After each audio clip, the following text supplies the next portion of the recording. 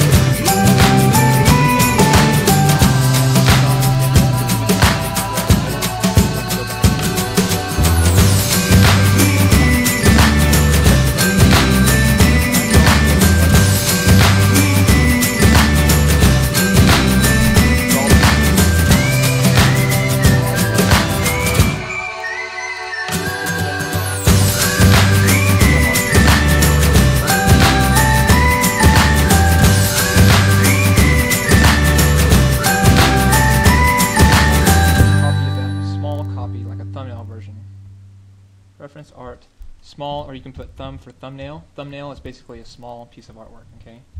Control T, I'm going to make that small and drag that up into the top left corner. Actually make it a little bigger. Hit enter, and I'll chop off the sides of that. So I'm going to make my big one invisible, and then take this small one, and we're going to cut it down a little. So I'm just going to delete, so all I want is that main part there, okay? Move that up to your top left. Okay, so I've got this guy up here, and then I've got this one here. Okay, so it's all just reference. I'm going to put both of those in a folder called ref. So for me, I like to work very organized. Name every layer, name every folder, keep everything in folders, and that way I can find myself. I don't get lost real easily. Okay. Now, let's go ahead and get out our brush tool. So I'm going to go over some brush stuff. Make sure this is on normal at first. Okay. Size of your brush is right here. Right, you can see it here. I'm going to have to hit new layer button or layer, new layer, or actually what I like to do is Control Shift in, and we're going to name this sketch layer. So it's got a sketch layer. Other good thing about having your background be a vector like this is it will not allow me to draw on it, which is what good. I don't want to draw on my background, I want to draw on my sketch layer. So it helps me to be on the right layer. And for my reference layer, I'm going to hit this lock button, so that way I don't accidentally draw on my reference, and I cannot accidentally draw my background, so I can really only draw on my sketch layer, which is great. Okay. For your brushes, probably you'll have some circle brushes, so let's go ahead and get those out. Okay, something like this. Okay, we got a lot to review here because there's a lot of options for your brushes, which is good because you get a lot of options. Okay, so a lot of features. First things first, change mode to normal. You got your size, and then depending on what kind of brush you have, typically you will have hardness. Yeah, so here's a normal brush. Okay, so I want that a little smaller. And hardness, right? If you want a really soft brush, like an airbrush. Right? Soft edges, then you want hardness 0%. If you want hard edges, then turn hardness all the way up. Okay, so I want hardness to be all the way up. What else do we need? Opacity, and of course you have your flow. I'm going to change this to black and white. I want black. I just want a black brush. Okay, so I can see what I'm doing. Again, soft would look like this. This button right here, very important. This is whether or not you want there to be any variability in pen pressure. Okay, so it starts small and then gets really big and small again, depending on my Wacom tablet. So today's lesson is really about how to use the Wacom tablet in Photoshop. Okay. So I got my sketch layer on. I've got my. Usually I keep this on because I do like to have pen pressure with my brushes. And of course I can right click on my pen And I can get these options, so I can turn my size up. Right, I can make it really big, or I can make it really small. I like to have a fairly big brush and fairly hard. And then we have both opacity and flow. Okay, both are at 100% right now, which is probably good for you. But in the future, if you want more of like a pencil, because right now I have like a really thick marker, right? Maybe I don't want that. Maybe what I want is to have a pencil. Okay, well, I can turn my opacity down really low, let's say 15%, and that gives me more of a pencil, right? And the cool thing about this is I can build it up on top of itself, right? So every time that I do it, it gets more and more opaque, and eventually it'll get to black, right? Which is kind of nice. Only problem with opacity is I have to stop drawing and then start drawing again for it to get darker. Okay? That's the difference between opacity and flow. Flow, let's say I turn this down to 15%.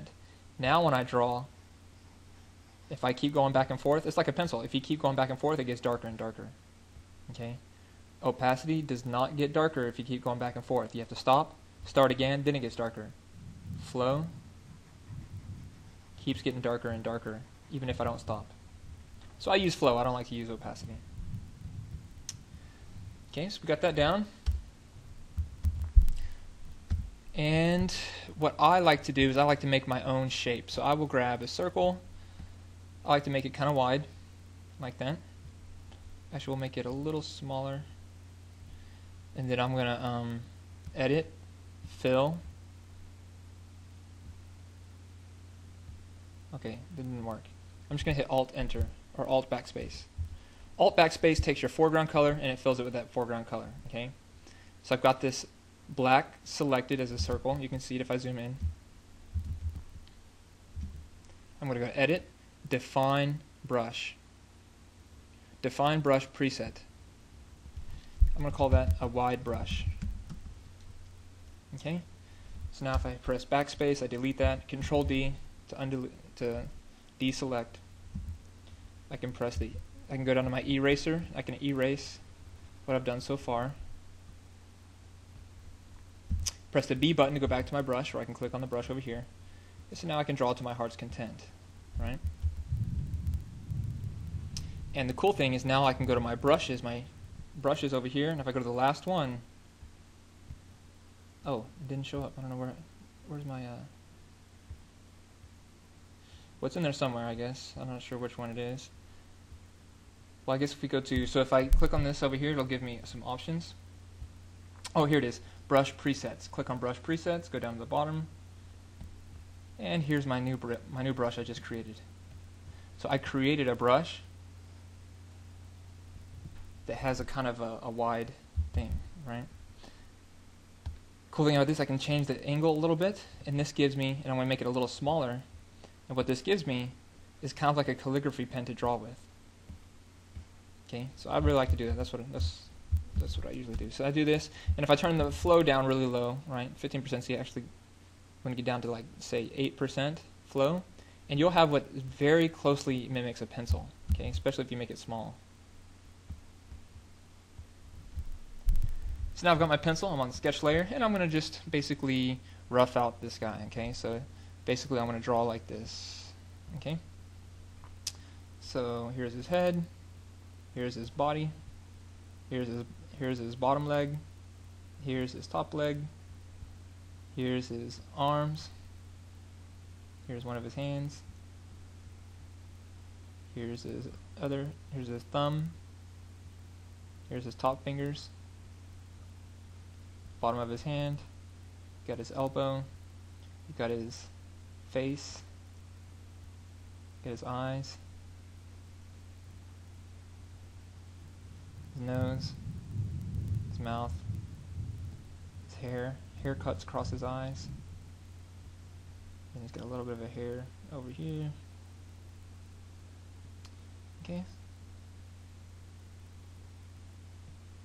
Got his body, his belt, his shoe,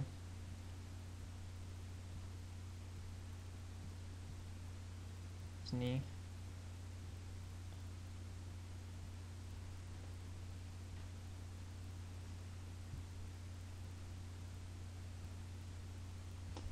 the bottom of his leg, or the knee, then the back of his leg.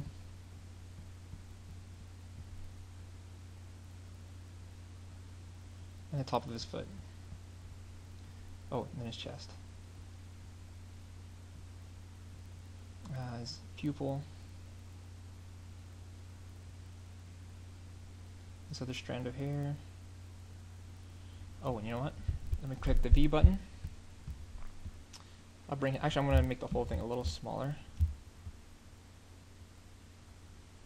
Because I got to make room for that pig. So I hit the enter button, move him back down a little bit to the bottom, hit the B button, and now I can finish out the rest of this shape. So I've got this big form on top. So I'm going to draw his head is like this. His snout, his eye, mouth, and then of course his ears, and the rest of his body.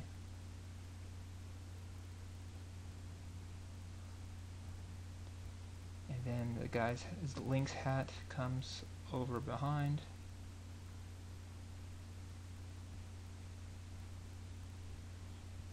Okay.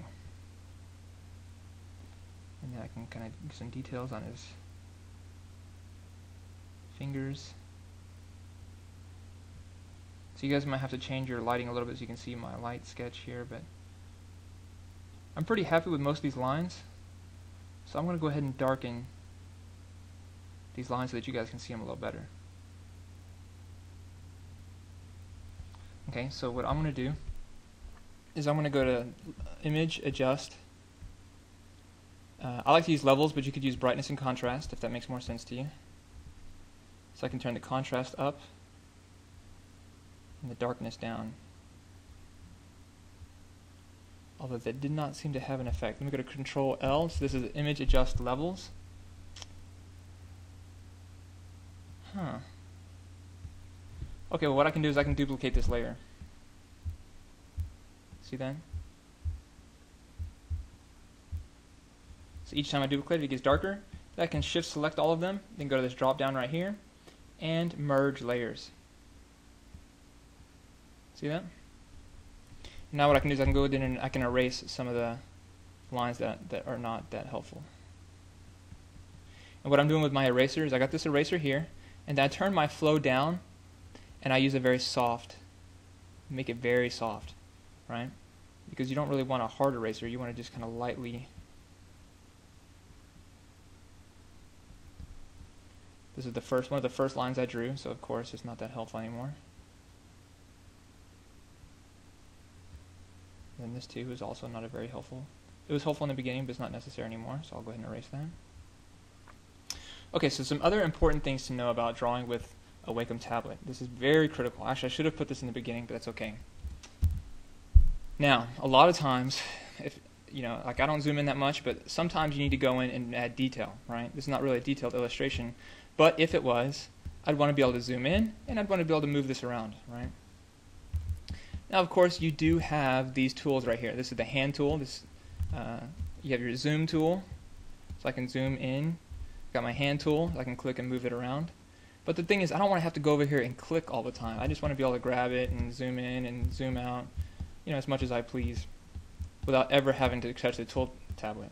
And the way I'm doing this is I am actually using the keys on the keyboard. Okay, so I use Control Space Bar, and this is a little different for Macintosh, but it's pretty close. So if you just experiment a little bit, you'll figure out the keys. But basically, it's a combination of Control and Space for zooming in, Control Space Alt or Control Space Apple for zooming out. Right, so zoom out, zoom in, and then space bar by itself. It lets me move it around. Okay.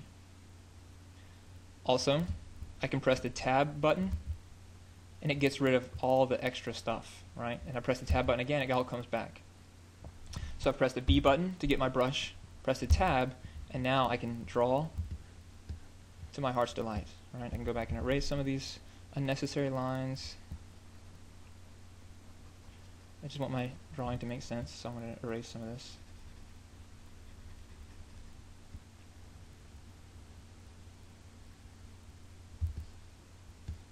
So Does that start to make sense? Now if I press the E button, I can get my eraser out. If I press my B button, then I get my drawing out. So E, erase. B button.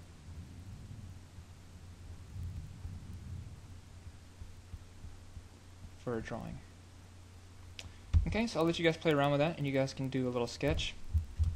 So, you know, just go find some artwork you like, drag it in, make it small, and then do a sketch of it, okay? And in the next one, I'll basically go over how to add color, okay? Oh, one more thing I want to add, guys, is, let me press the tab key. If you don't make the mistake that I just made, go make sure you get the right image size. So for instance, mistake that let me see if I made it or not. If I go to image size, yes, I drew this at 72 dpi, which means it's only going to look good on screens. It's not going to look good or it might not look good in print, right? So whenever you do drawings or paintings or original artwork, try to start with 300, okay? And as you can see, it's a little bit pixelated. Well, it's not too bad, but because it's just a sketch. But if I'd done a lot of elaborate artwork with textures and stuff, it would suffer, okay? So get your image size correct in the beginning. So what I'm going to do right now is I'm going to go over some very important, the difference between image size and canvas size, and basically how to manipulate the size of your image, how to manipulate the size of your canvas, and what that means. Image size, of course, this is going to resize my artwork, right? So I just amped it up from 72 dpi to 300 dpi, which gives it a lot more pixels, right? And I think it also adjusts the inches. Now I can constrain or not constrain the proportions, but basically if I change the height, I want it to automatically change the width, right? That's why it's linked here. So I can I can constrain it or not constrain it. See those links? So that's image size, but sometimes what you want to do is, I don't necessarily want to change the size of everything, I just want to add more size to the top. For instance, I ran out of room for the pig earlier, right? Well, I sized down my drawing layer, but if I wanted to, what I could have done is gone to image, canvas size. Canvas size allows me to make bigger or smaller the canvas, and I can choose where I want to add or take away, okay? So if I pivot from the very bottom left, and then I change the height from 12 to 18, well, you can see it just added basically 6 inches to the top, right? So that's very helpful. Also, very useful to know, if I want to say, let's say I want to make this the drawing only of his face, but I don't want to lose that artwork.